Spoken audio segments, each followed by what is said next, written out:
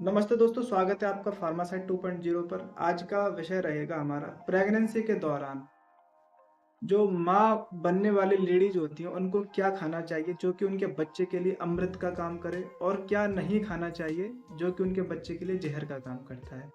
साथियों, माँ बनना हर एक पेरेंट्स के लिए एक ड्रीम होता है, एक सपना होता है, और हर एक माता पिता यही चाहते हैं कि उनका आने वाला नन्हा मेहमान शारीरिक और मानसिक रूप से स्वस्थ हो, हेल्दी हो।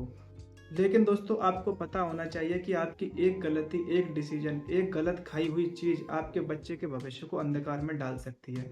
आज इन्हीं टॉपिकों के ऊपर आज हम लोग बात करेंगे। साथियों, जिस तरह से पौधे को माली पानी सही समय पर सही मात्रा में देता है और वो चीज़ नहीं देता है जिससे पौधा सूखे या फिर पौधे में कोई विकृतियाँ आएँ।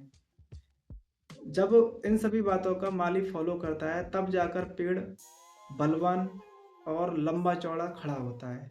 इसी तरह से यदि हमें अपने बच्चे के पोषण की सही जानकारी नहीं होती है तो हमारे बच्चे में जन्मजात विकृतियां हो जाती हैं, जिनको कंजेनिटल प्रॉब्लम्स कहा जाता है। साथियों, आपने अपने पड़ोस में कभी देखा होगा कि किसी का बच्चा होंठ कटा हुआ है, किसी के बच्चे के रीढ़ की हड्डी पर फोड़ा है, किसी के सिर पर फोड़ा है, किसी का एक हाथ नहीं आता, किसी का एक पैर नहीं आता। इस तरह की शारीरिक जन्मजात विकृतियां होती हैं, और लोग इसको ये कहकर टाल देते हैं कि भगवान की देन है या फिर किसी पुराने पापों का फल है। लेकिन साथियों, मेडिकल साइंस इन सभी चीज़ों से परे है।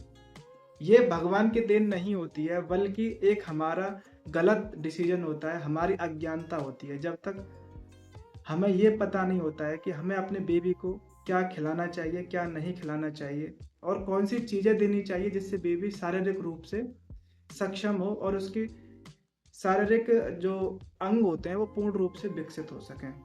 इन्हीं सब बातों को आज मैं अपनी वीडियो में आपको डिटेल से समझाऊंगा। साथियों, जो शुरू के 3 महीने होते हैं वो बच्चे के लिए गोल्डन पीरियड होते हैं, जिस समय बच्चा अपना आकार ले रहा होता है। यदि उस समय पर हम उसको सही न्यूट्रिशन दे पाते हैं तो बच्चे के सारे शारीरिक अंग सही ढंग से डेवलप हो पाते हैं, सही ढंग से सही आकार में बन पाते हैं। और उसी समय पर यदि हम कोई गलती कर देते हैं तो वो गलती हमारे बच्चे के भविष्य को अंधकार में लेकर जा सकती है।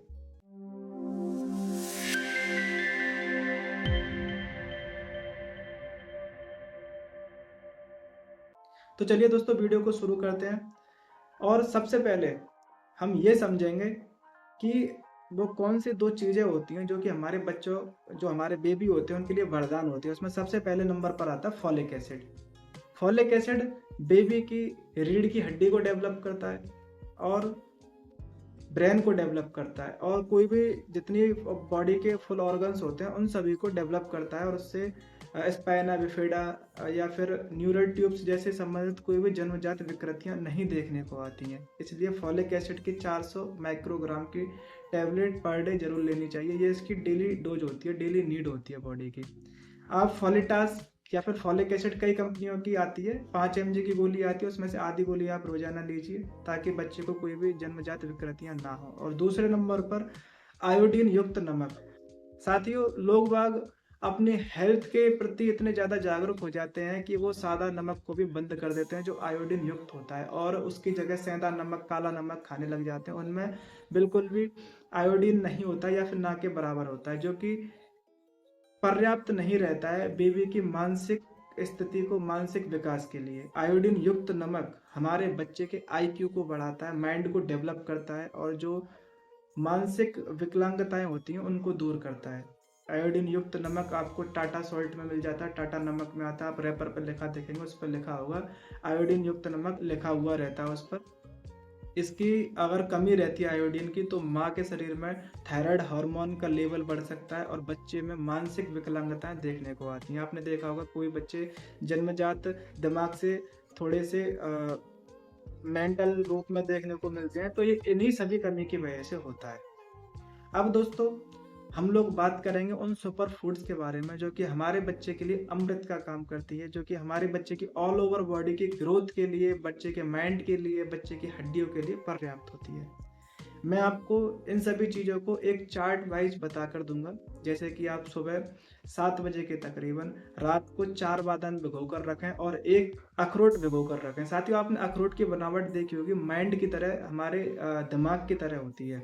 अखरोट में डीएचए होता है जो कि बच्चे के दिमाग को बढ़ाता है, आईक्यू को बढ़ाता है, दिमाग को डेवलप करता है और आंखों के लिए बहुत ही ज़्यादा फायदेमंद होता है। कुदरती रूप से बहुत फायदेमंद चीज़ होती है बच्चे के लिए, क्योंकि बादाम की और अखरोट की तासीर गर्म होती है, इसलिए इसको पानी में भिगोकर 6 से 7 घंटे के बाद में खाना चाहिए सुबह खाली पेट। ये बच्चे को शारीरिक और मानसिक रूप से सक्षम बनाते हैं। दूसरे नंबर पर फिर सुबह 9 बजे के तकरीबन ब्रेकफास्ट में 2 चम्मच ओट्स और 1 चम्मच पीनट बटर प्लस 1 सेव का इस्तेमाल करें। उससे बच्चे की माँ को फाइबर्स मिलते हैं जिससे पेट साफ रहता है, और पीनट बटर से बच्चे को गुड फैट और प्रोटीन मिलता है जो कि उसके शारीरिक विकास में मदद करता है। और एप्पल खाने से बच्चे में ताकत भी आती है और माँ में फाइबर्स की कमी भी नहीं रहती है। 12 बजे के तकरीबन आप अपना खाना खाइए, घर पे जो कुछ भी बना हो, बशर्ते सब्जी में या तो दाल ऐड कीजिए प्रोटीन के लिए या फिर ग्रीन वेजिटेबल्स ऐड कीजिए जिनमें आयरन भी मिले, फोलिक एसिड भी मिला। दोपहर को आप अनार या फिर चुकंदर का इस्तेमाल कर सकती हैं। शाम को पूरा खाना खाइए। खाने में रात को सोते समय 1 गिलास दूध में थोड़े से मखाने मिलाकर जरूर खाएं, उससे माँ का शरीर भी मजबूत बनता है, हड्डियां भी मजबूत बनती हैं और बच्चे की हड्डियां भी डेवलप होती हैं, मजबूत बनती हैं। इस तरह से डाइट को यदि आप फॉलो करते हो तो ये आपके बच्चे के लिए बेस्ट रहती है, उसकी शारीरिक क्षमता को बढ़ाती है। और साथियों, एक इम्पोर्टेंट चीज़, घी। ज़्यादातर लोग लास्ट के 9 महीने घी का सेवन ज़्यादा करते हैं और उनका एक मिथ होता है कि घी का इस्तेमाल करने से बच्चे की डिलीवरी नॉर्मल होती है। लेकिन साथियों, ये एक मिथ होता है। घी का बच्चे की डिलीवरी से कोई लेना देना नहीं होता है। घी सिर्फ इसलिए खिलाया जाता है ताकि माँ को जो विटामिन होती हैं जो कि फैट से पचती हैं, जैसे कि विटामिन ए, डी, ई, ये विटामिन पचने लगें और माँ का पेट साफ रहे, कब्ज दूर रहे और माँ को एनर्जी मिलती रहे और बच्चे की हड्डियों को भी पोषण मिलता रहे, इसलिए इसका इस्तेमाल किया जाता है। यदि आप ओवरवेट हैं, आपका वजन ज़्यादा है, तो आप घी बिल्कुल भी ना खाएं। और यदि आपका वजन ठीक है तो आप दिन में 2 से 3 चम्मच घी का प्रयोग कर सकते हैं जो कि बहुत ही फायदेमंद रहता है।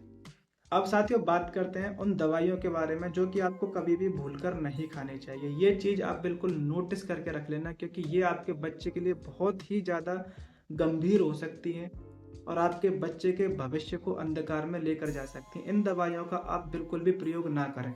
आप एक कॉपी पर नोटिस करके लिख लीजिए, आप जो भी दवाइयाँ खाती हैं उनमें अगर ये सॉल्ट मिले तो उन दवाइयों को तुरंत रोक दें, बिल्कुल भी ना खाएं। सबसे पहले नंबर पर मुहासों को रोकने वाली गोली जैसे कि आइसोट्रेटिनोइन।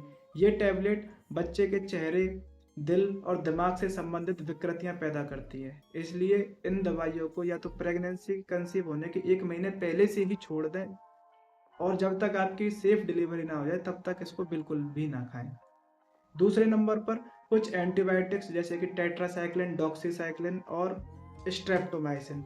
ये तीनों ही एंटीबायोटिक्स बच्चे की हड्डियों में विकृतियां पैदा करती हैं, हड्डियों को डेवलप नहीं होने देती हैं और एमनियोटिक फ्लूइड यानी कि जो बच्चे का पानी होता है उसको भी कम करती है। तीसरे नंबर पर बीपी की दवाई जैसे कि एसीई इनहिबिटर्स, एनालाप्रिल और लिसिनोप्रिल। ये दवाइयाँ बच्चे की किडनी को नुकसान पहुंचाती हैं, इसलिए इन दवाइयों से भी बचाव रखना चाहिए। चौथे नंबर पर दर्द निवारक दवाइयाँ जैसे कि एस्प्रिन, आइबुप्रोफेन और नेप्रोक्सोन। ये तीनों ही सॉल्ट आप बिल्कुल भी ना खाएं पेन किलर्स में। इससे समय से पहले बच्चे की दिल की नसें बंद हो सकती हैं, बहुत बड़ा डिफेक्ट करती हैं। पेन किलर्स बिल्कुल भी ना खाएं। सबसे सेफ पेन किलर होती है डिलीवरी के समय पर पैरासीटामोल खाना।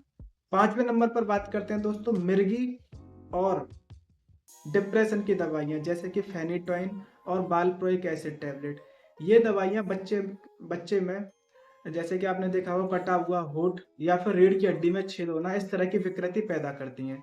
और 6ठे नंबर पर दोस्तों खून को पतला करने की दवाई जैसे कि वारफेरिन।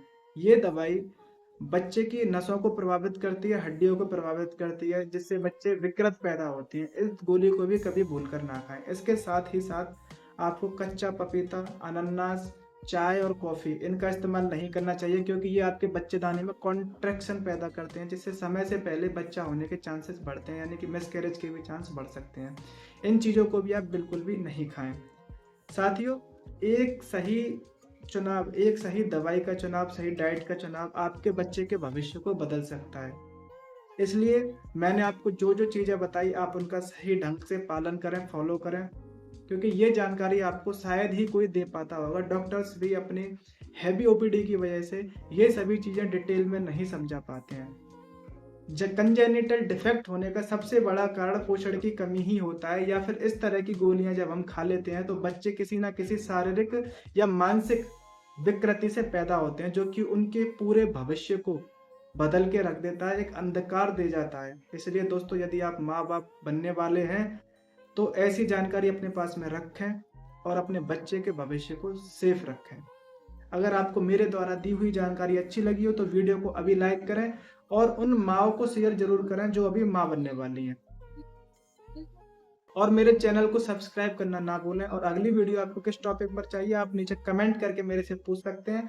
और साथियों, नीचे आपको बेल आइकन दिख रहा होगा, उसको प्रेस जरूर करें ताकि हमारे चैनल की सभी लेटेस्ट नोटिफिकेशन आप तक पहुंच सकें। मिलते हैं अगली वीडियो में। स्वस्थ रहिए, जागरूक रहिए।